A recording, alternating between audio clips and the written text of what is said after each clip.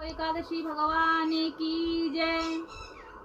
कुंती पुत्र धर्मराज युधिष्ठिर बोले, हे भगवान, कृपा करके श्रावण मास के कृष्ण पक्ष की एकादशी के व्रत की कथा सविस्तार कहिए।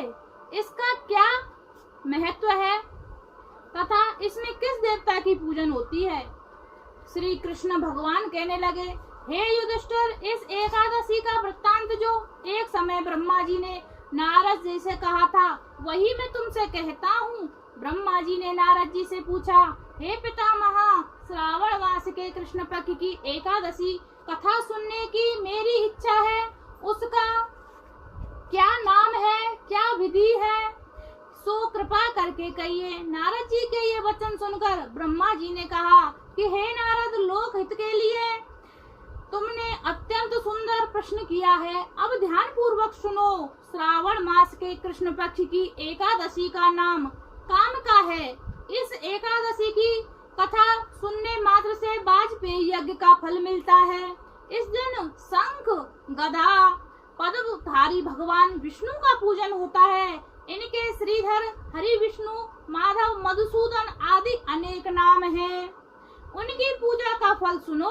गंगा, काशी, नैमिषारण्य, पुष्कर और सूर्य व चंद्र ग्रहण पर कुरुक्षेत्र में स्नान करने से समुद्र वन सहित पृथ्वी का दान, सिंह राशि के बृहस्पति, गोदावरी और गंडकी नदी में स्नान करने से जो फल मिलता है वह विष्णु भगवान की पूजा से मिल जाता है। जो मनुष्य श्रावण में भगवान का पूजन करते हैं उनसे देवता, गंधर्व और सूर्य आदि सब पूजित हो जाते हैं। पाप रूपी कीचड़ में फंसे तथा संसार रूपी समुद्र में डूबे मनुष्यों के लिए कामका एकादशी का व्रत ही उद्धार करने वाला है। इससे बढ़कर पाप नाशक अन्य कोई उपाय नहीं है।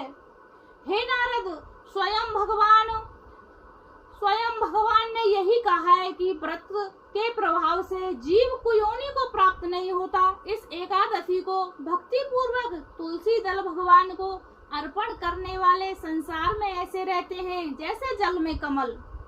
इस व्रत के प्रभाव से अंतिम समय में मनुष्य यमराज की यातना तथा नरक के दर्शन नहीं करता, स्वर्ग लोक को जाता है। विष्णु भगवान रत्न, मोती, मणि तथा आभूषण आदि से इतने प्रसन्न नहीं होते जितने तुलसी दल का फल 4 भार चांदी और स्वर्ण दान के बराबर है। हे नारद, भगवान की अति प्रिय तुलसी को भी सदैव नमस्कार करता हूँ।